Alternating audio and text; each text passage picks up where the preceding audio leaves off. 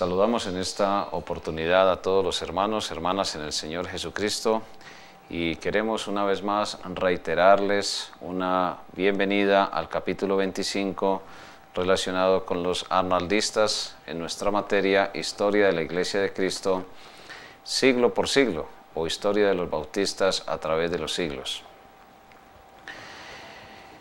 Encomendémonos al Señor, por favor, hermanos y hermanas, para pedir su dirección y su sabiduría en esta lección, la número 25.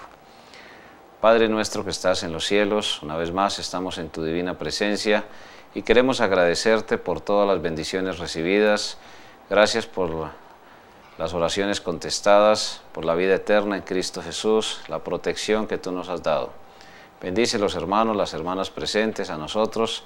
Danos entendimiento, Señor, frente a las situaciones, danos sabiduría y sobre todo, Padre, danos la oportunidad de poder sembrar tu palabra en aquellas personas que no te conocen.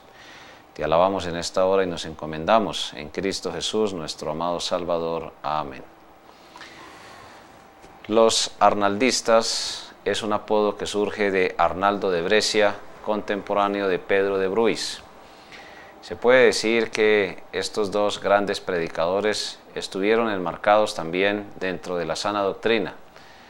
Estamos avanzando ya en la finalización y también en el avance del primero al segundo milenio. Hemos hecho un rápido avance porque prácticamente desde el siglo V, VI hasta el año 1100 pues empiezan a proliferar los concilios que atacan a la Iglesia del Señor Jesucristo en su parte doctrinal. Dos grandes acontecimientos afectan a la Iglesia de Cristo. Primero, la cruenta persecución por parte del Imperio Romano, tratando de unir a todas las congregaciones que ellos denominaban cristianas en una sola para poderlas dominar al finalizar el Imperio Romano. Pero la división del imperio trae como consecuencia que aún la Iglesia Católica Romana también empiece lentamente a dividirse, y esa división entonces produce una seria ruptura histórica entre el catolicismo romano y el catolicismo griego. No vamos a detenernos tanto en esa división porque las enciclopedias están repletas de información de cómo hubo rivalidades que llegaron inclusive a dividir seriamente al catolicismo romano en catolicismo de Oriente y catolicismo de Occidente. Pero en el caso de la Iglesia del Señor Jesucristo, tanto Pedro de Bruys como Arnaldo de Brescia, el primero encabezando una férrea oposición a la doctrina de la transubstanciación, a la doctrina en formación en ese momento, porque solamente estaba en formación la doctrina de la misa, que fue oficializada en el concilio que mencionamos, el Concilio de Trento. Pues este gran predicador supo soportar con la ayuda, dirección y para la gloria de Dios la sana doctrina en cuanto a esas ordenanzas. Pero también cerca del año 1100 después del Señor Jesucristo aparece un predicador en la parte central de Europa, particularmente en Suiza, Arnaldo de Brescia, quien preservó la sana doctrina. ¿Qué se puede resaltar de él? Se puede resaltar primero su fervor misionero. A pesar de que la Iglesia Católica Romana estaba usando las armas del Estado, pues Arnaldo de Brescia era exclusivamente la palabra de Dios. No es con espada, sino con mi espíritu. El trabajo en el reino de Dios es un trabajo espiritual. Los gobiernos humanos se ven en la obligación de organizar ejércitos y particularmente a partir de Napoleón en nuestras naciones se organizaron ejércitos con una estructura absolutamente organizada. En la época de la antigüedad el Imperio Romano fue básicamente un imperio militar, lo mismo que el griego, lo mismo que el babilónico, lo mismo que el medo-persa y lo mismo también que el egipcio.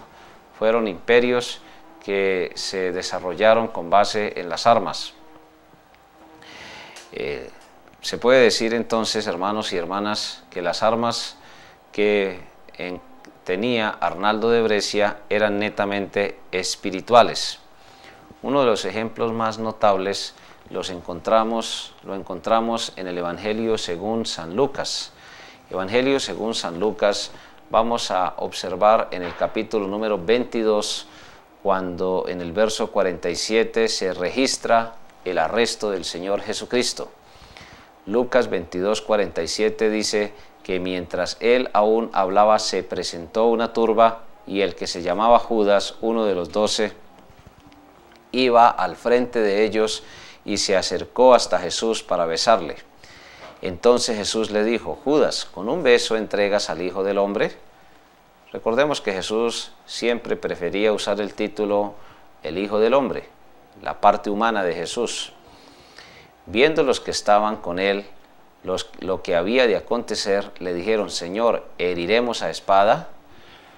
Jesús, que es 100% Dios y 100% hombre, tiene una actitud en este momento mucho más avanzada desde el punto de vista espiritual que sus apóstoles. Jesús miraba más la victoria sobre la muerte, el rescate, es decir, la redención del ser humano, que su propio interés. Miremos, dice ahí en el verso número 49, viendo los que estaban con él lo que había de acontecer, le dijeron: Señor, ¿heriremos a espada? Y uno de ellos hirió a un siervo del sumo sacerdote y le cortó la oreja derecha. En Juan capítulo 18, en el verso número 10, se nos verifica y certifica que fue el apóstol Pedro. Pedro no era un militar. Pedro era una persona que se dedicaba en su trabajo a la pesca. Lo que el apóstol Pedro sabía hacer estaba relacionado con el arte de los peces y en ningún momento con las artes militares. Pero lo que sí se nota aquí es que ellos querían en determinado momento pues usar la fuerza para avanzar en el reino de Dios. Quisiéramos en determinado momento obligar a las personas a creer.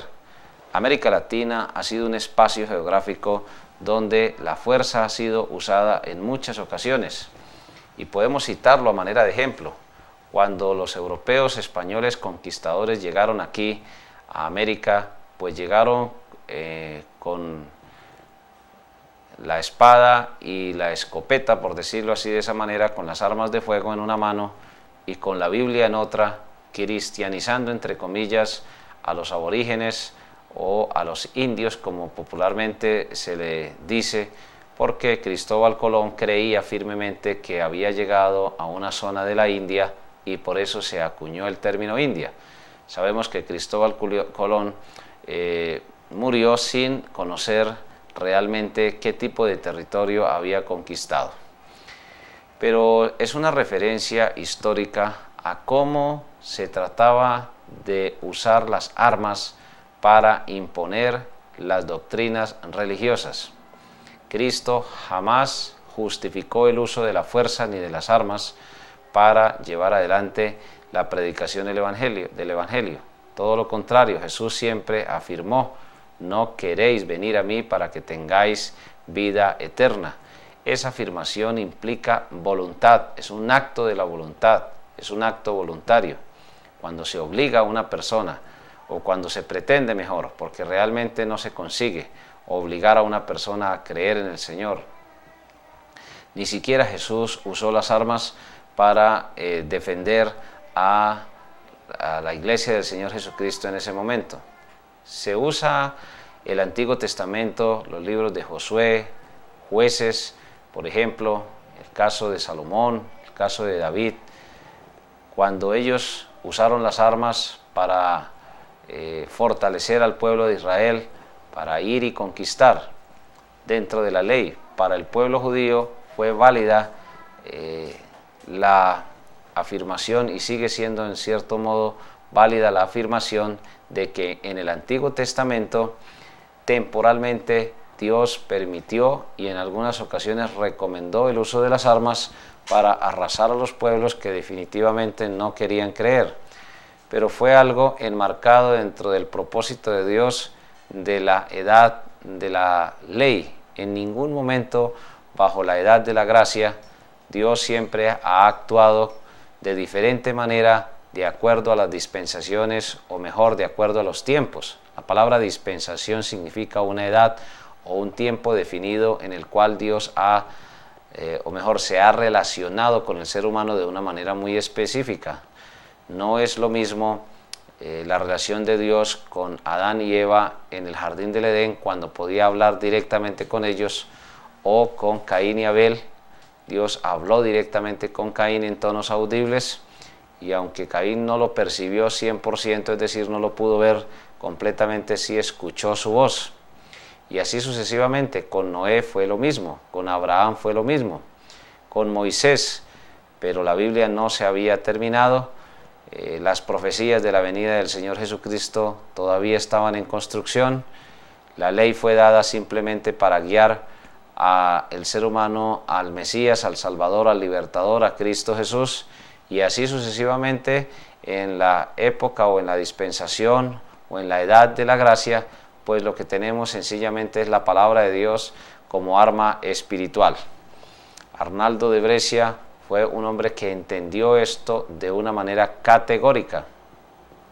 Por eso citamos el caso de nuestra América Latina, donde el catolicismo romano llegó con una mano en la Biblia y con la otra en las armas para tratar de, entre comillas, evangelizar. Diríamos pseudo evangelizar, porque muchas de esas personas que se bautizaron aborígenes, pues realmente no se arrepintieron ni creyeron en Jesús como Salvador personal. No podemos entrar a generalizar, pero lo que sí podemos ver es que nuestras naciones en América Latina sufrieron la predicación a la fuerza del Evangelio. Es muy claro que en esos momentos también los musulmanes estaban usando la fuerza, porque a partir del siglo VII la religión musulmana haría su aparición en el concierto universal, pero predicando también a través de las armas. El catolicismo romano en ese momento usaba también las armas del Estado para perseguir a la Iglesia del Señor Jesucristo. No se necesita ser un gran teólogo ni un gran lector de la palabra de Dios para encontrar, mis hermanos y mis hermanas, que por ninguna parte Jesús autoriza. Las armas del Señor son netamente espirituales. Es la palabra de Dios la que se usa. Y vamos a ella misma a preguntarle cómo ella puede actuar efectivamente. Y de hecho, como decíamos anteriormente, Arnaldo de Brescia tuvo esa disposición de permitir que el Señor usara la palabra de Dios. En todos los conflictos que tuvo y que se han registrado ahí en el capítulo número 25, que seguramente ustedes ya han leído, pues se observa cómo el arma principal de Arnaldo de Brescia fue la predicación de la palabra del Señor. Isaías 55, de los versos 8 hasta el 11, vamos a leer ese texto para observar cómo el Señor reconoce su palabra. Isaías capítulo 55, versos 8 hasta el 11, dice la Biblia. Isaías 55, 8, porque mis pensamientos no son vuestros pensamientos, ni vuestros caminos mis caminos, dice Jehová. Como son más altos los cielos de la tierra, así son mis caminos más altos que vuestros caminos, y mis pensamientos más que vuestros pensamientos. Porque como desciende de los cielos la lluvia y la nieve, y no vuelve allá, sino que riega la tierra, y la hace germinar y producir, y da semilla al que siembra, y pan al que come, así será mi palabra que sale de mi boca, no volverá a mí vacía, sino que hará lo que yo quiero y será prosperada en aquello para que la envíe. ¿Qué está diciendo la palabra del Señor aquí? Que nunca regresa vacía, sino que siempre va a hacer lo que el Señor tiene determinado. Y dice, y será prosperada en aquello para que la envíe. De hecho, entonces se está reconociendo que la predicación de la palabra del Señor jamás es en vano. Hay momentos de desánimo, hay momentos de apatía, hay momentos en que parece que las fuerzas se nos acaban, pero nunca es en vano predicar la palabra de Dios. Llegará un momento en que de todas maneras el Señor hará producir el fruto que Él tenga determinado, porque es Él finalmente quien hace producir el fruto de la palabra de Dios. De hecho, el mismo Señor Jesucristo dice, yo soy la vid, es decir, yo soy la planta, mi Padre es el labrador. Y así sucesivamente en Juan 15 sigue comparando una planta con la vida del Señor Jesucristo, porque los frutos producen o son mejor producto de la vida. Jesús tiene poder a través de su palabra para generar vida y para producir el fruto y el resultado que Él tenga determinado. Así que en cuanto a las doctrinas, en cuanto al testimonio y en cuanto a el ministerio de Arnaldo de Brescia, podemos ver que el éxito, por si queremos decirlo de esa manera y si se nos permite la expresión, no se basa en ninguna otra cosa sino en la predicación de la palabra del Señor. Primera de Pedro, capítulo 4, en el verso número 17, tiene para nosotros también una excelente promesa y una excelente enseñanza de el producto de la predicación de la palabra de Dios. Primera de Pedro, capítulo 4, en el verso número 17. Estamos en la primera parte que tiene que ver con la afirmación de Pedro de Bruys, de Arnaldo de Brescia, ellos contemporáneos, grandes líderes, por decirlo así, para la gloria de Dios, en cuanto a la predicación de la palabra del Señor. Primera de Pedro 4:17, porque es tiempo de que el juicio comience por la casa de Dios, y si primero comienza por nosotros, ¿cuál será el fin de aquellos que no obedecen al Evangelio de Dios? Siempre y cuando no se predique el Evangelio de Dios, pues sencillamente no se puede reconocer que hay resultados. Si leemos el contexto, vemos que Pedro está escribiendo a creyentes que realmente están sufriendo por la causa de Cristo. Es posible que la persecución para esos creyentes no fuese tan intensa, pero lo que sí dice es que si sois vituperados, es decir, si hay ofensas por el nombre de Cristo, pues sois dichosos, bienaventurados, porque el glorioso Espíritu de Dios reposa sobre vosotros. Ciertamente de parte de ellos es blasfemado, pero por vosotros es glorificado o manifestado.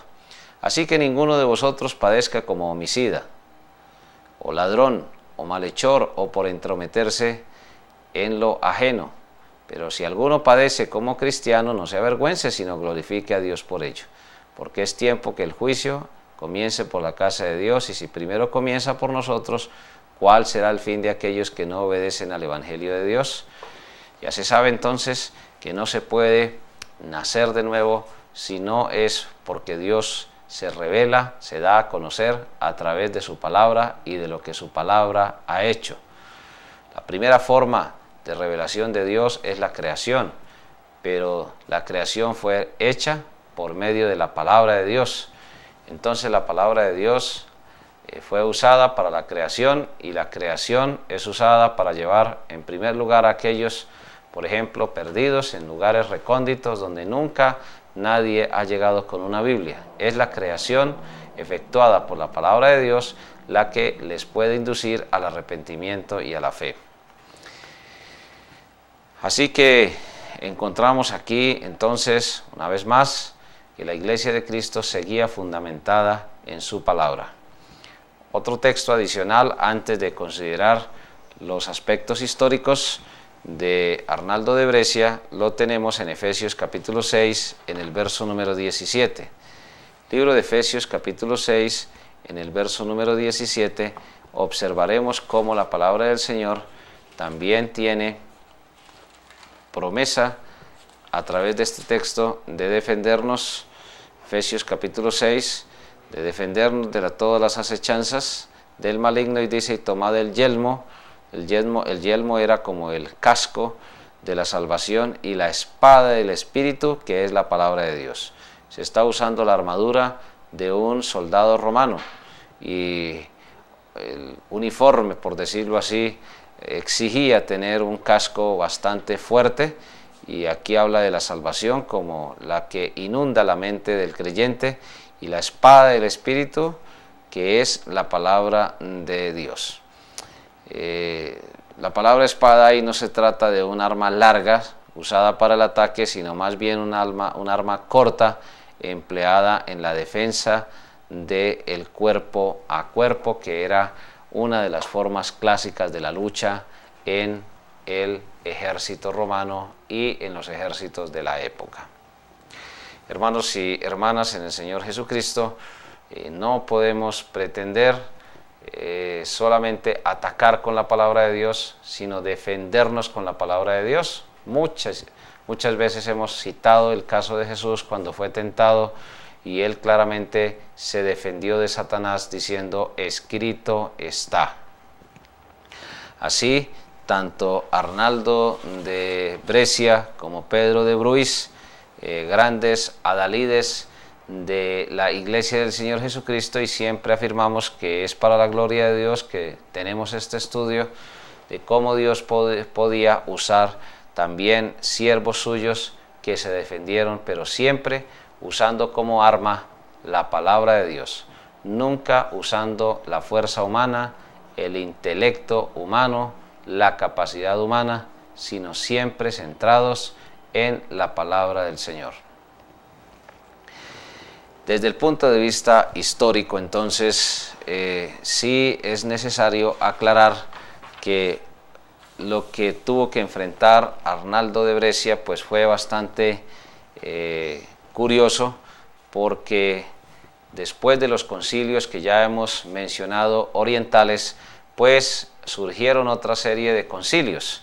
Esos concilios, o falsos concilios mejores, vale la pena aclarar, siempre estuvieron en contra de lo que realmente Dios estableció como un concilio. En Hechos capítulo número 15 se celebraron otros concilios denominados lateranenses u occidentales ya, es decir, limitados solamente a la parte occidental de lo que quedaba ya del Imperio Romano.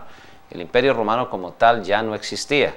Los bárbaros, como se les llamaba a quienes no tenían la cultura griega, ni la cultura romana, ni la organización jurídico-política del Imperio Romano, pues esos pueblos que provenían de Asia, que eran invasores, pero que tenían una fortaleza militar supremamente alta, eran pueblos o fueron pueblos mejor, que definitivamente terminaron invadiendo el Imperio Romano.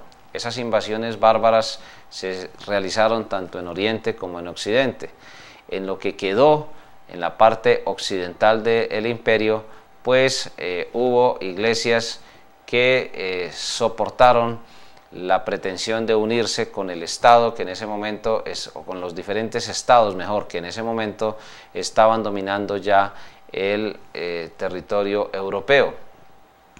En el año 1123 existe un papa en Roma que se llamó Calixto II, y Calixto II convoca un concilio, o un falso concilio mejor. Allí estuvieron alrededor de 300 personas representando al catolicismo romano, y en ese falso concilio se decretó una de las doctrinas contra las cuales Arnaldo de Brescia tuvo que luchar decididamente. Se establece allí el famoso celibato de los sacerdotes católicos romanos. Hay que recordar que ya desde tiempo atrás, 400, 500 años antes, el conflicto con la parte oriental de la Iglesia Católica Romana había incluido el celibato. Se puede decir que las grandes diferencias entre el catolicismo romano de Oriente y el catolicismo romano de Occidente pues pasan por el celibato, la adoración de imágenes, el mismo idioma griego, la llamada, entre comillas, primera comunión infantil y algunas enseñanzas con relación al bautizo. Se puede decir que son las principales referencias de diferencia entre catolicismo romanos y catolicismo ortodoxo griego. De ahí que entonces en el año 1123, como decíamos anteriormente, en Roma se decreta el celibato de los sacerdotes católicos. Se argumenta allí que los apóstoles pues no eran personas que hubiesen contraído matrimonio. Hubo casos en que, como Pablo reconoce pues que la soltería es un don de Dios, en 1 Corintios capítulo número 7, reconoce también que el hecho de ser casado es un don de Dios, pero que el hecho de permanecer soltero también es un don de Dios. Ambos deben reconocerse como dones del Señor, pero excepcionalmente el celibato es reconocido como un don de Dios. El caso concreto del apóstol Pablo, algunos dicen que era viudo, que había pertenecido al Sanedrín, que el Sanedrín exigía siempre que las personas fueran casadas, en fin, muchas de esas afirmaciones no tienen asidero completo ni en la historia, ni mucho menos en la Biblia, que no se ocupaba del Sanedrín, sino que se ocupaba de la predicación del Evangelio. En el caso de Pablo, él afirmaba tener don de continencia, pero Pedro, por ejemplo, claramente la Escritura muestra que él fue casado, tuvo suegra. Jesús efectuó una sanidad en la suegra de Pedro, y ese es un tema que radicalmente a la luz de la palabra de Dios se reconoce como superado, porque la Biblia da a entender plenamente que los apóstoles tenían sus propios hogares formados. Así que la famosa doctrina del celibato que se establece aquí no tiene ningún tipo de asidero en la palabra del Señor. Todo lo contrario, si estudiamos el libro de Primera a Timoteo en el capítulo número 3, pues nos vamos a encontrar con que uno de los requisitos para los obispos, pastores, ancianos o superintendentes, o como se le quiera llamar, pues no es otro que el de tener un hogar plenamente constituido y formado. Estudiemos el texto en 1 Timoteo capítulo 3, en el verso número 4,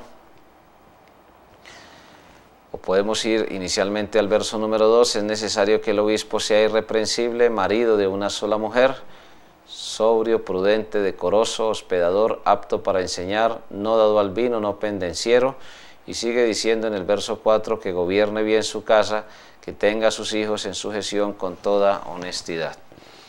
Normalmente la voluntad de Dios es que un pastor, obispo, que un diácono, que un superintendente, sobreveedor, o como se le quiera llamar, anciano, es una persona que deba tener un hogar.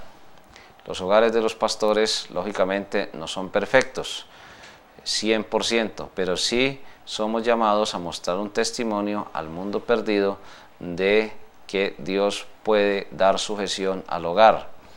En otras palabras, el hogar es el centro, es uno de los centros de entrenamiento,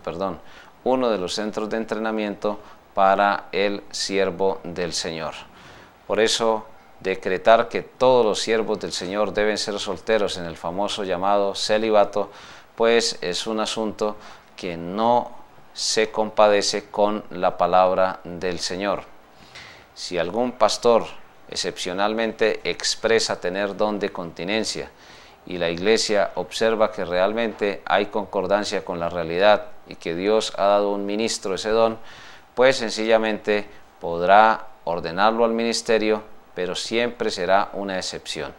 Jamás podrá ser la regla que lleve adelante la ordenación constantemente a personas que no tengan hogares formados. La constante bíblica es tener un hogar formado para rendirse al ministerio al Señor. Excepcionalmente, repetimos, Dios reconoce que hay algunas personas que puedan tener don de continencia y se puedan dedicar a servir al Señor. Pero no es la constante. Aquí la volvieron una constante.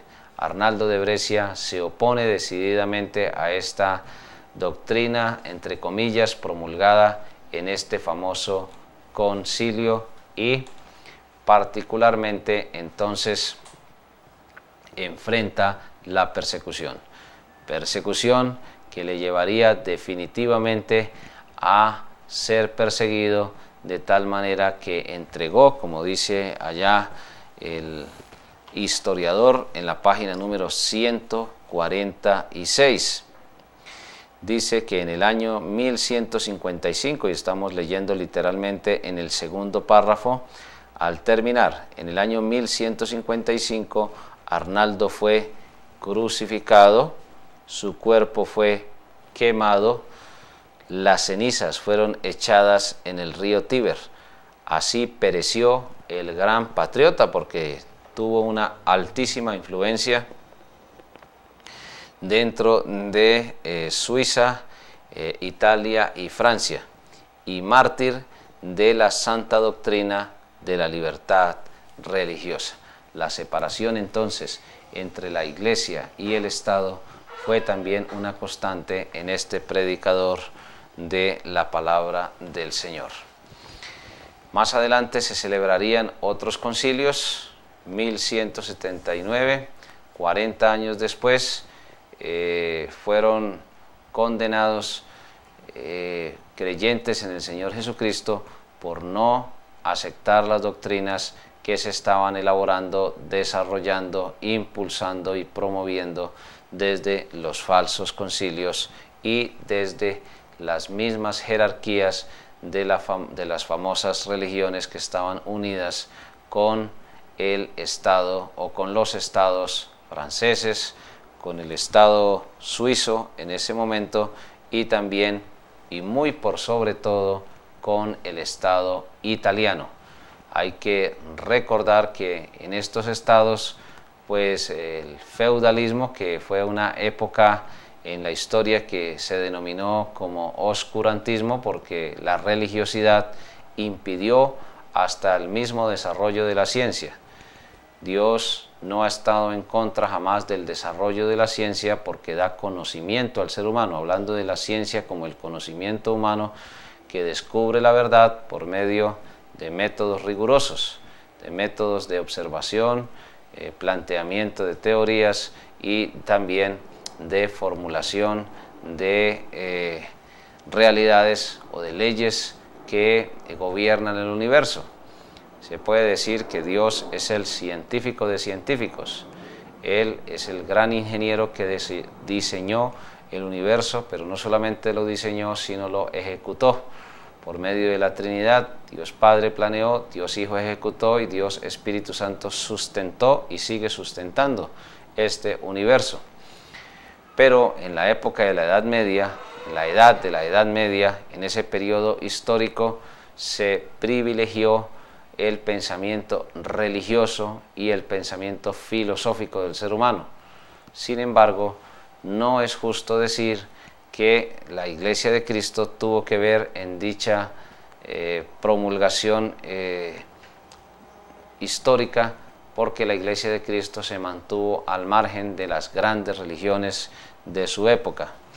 En cabeza de la Iglesia de Cristo hubo varias personas en cada una de las iglesias locales. De hecho, había un pastor, diáconos o varios pastores cuando las iglesias eran grandes en número, en tamaño y en espiritualidad.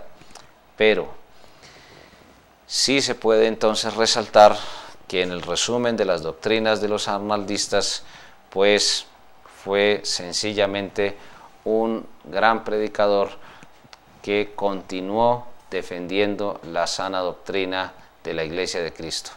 En ningún momento aceptó la ayuda del Estado para el sostenimiento. Siempre se habló o siempre predicó de tener gobiernos absolutamente democráticos en las iglesias del Señor Jesús, y además de eso rechazó los denominados sacramentos. Ya sabemos que la Iglesia Católica Romana reconoce 7 sacramentos. La misma palabra sacramento no aparece en la Biblia. Aparece la palabra cena del Señor, bautizo del Señor, aparece el matrimonio, aparece también la iglesia del Señor Jesucristo, en fin, pero esos 7 sacramentos que la Iglesia Católica Romana estableció lentamente por cerca de unos 400, 500 años, hasta que finalmente también en el Concilio de Trento, que mencionamos en la lección anterior, los oficializó. Las ordenanzas son 2, bautizo, cena del Señor, pero siempre para convertidos, arrepentidos, creyentes en el Señor Jesús, bautizados, añadidos a una iglesia del Señor Jesús, con hogares formados para la gloria de Dios, porque el orden de Dios siempre sigue siendo el mismo. Primero Dios, segundo viene la familia, tercero la iglesia del Señor Jesús. Ese es el orden para un creyente en cuanto a las instituciones y en cuanto a quién debe estar primero. Primero Dios y su justicia, lo demás va a ser añadido, luego vendrá la familia, luego vendrá la iglesia del Señor, donde se alimenta la familia espiritualmente, y luego sí, entonces vendrán otras instituciones, como es el caso de la patria, el caso también de los trabajos, en fin, de acuerdo ya a el desenvolvimiento de la vida personal de cada uno de los creyentes en el Señor Jesús. Pero una vez más, retumba en la historia de la Iglesia de Cristo la sana doctrina, la oposición a la unión con el Estado, el rechazo a recibir dineros del Estado, el rechazo a bautizar niños que no se hubieran, niños que por su corta edad no se hubieran arrepentido, no hubieran creído en Cristo como Salvador personal, y de hecho un niño muy pequeño no tiene la capacidad de hacerlo. Es mejor esperar a que tenga ya suficiente edad para que lo haga. Y finalmente pues encontramos que la única regla de fe y práctica y disciplina fue la palabra de Dios, que fue usada, como mencionamos anteriormente, como la única arma espiritual válida para que estos hermanos, que eran liderados por Arnaldo de Brescia, pudieran seguir adelante, para resistir los embates de los estados de la época y para resistir también los falsos concilios, que eran una constante, que pretendían en determinado momento cambiar la doctrina que el Señor Jesús dejó. Seguimos estando muy agradecidos con el Señor, con ustedes que oran por nosotros, que adquieren su material. Siempre enfatizamos en que necesitamos decididamente compartir la palabra de Dios con otras personas, sus tareas, sus inquietudes, sus dudas. Cada uno de estos capítulos exige una elaboración de 10 preguntas sencillas para ser respondidas, y esas 10 preguntas pues corresponden a la evaluación de cada uno de estos capítulos. Se deben usar los mismos textos, tanto bíblicos como históricos, que aparecen allí para corroborar la historia de la Iglesia del Señor Jesucristo siglo por siglo, o la historia de los bautistas a través de los siglos. Es nuestra oración que el Señor les siga bendiciendo a ustedes y a todos nosotros de una manera abundante. Muchísimas gracias y hasta una próxima oportunidad.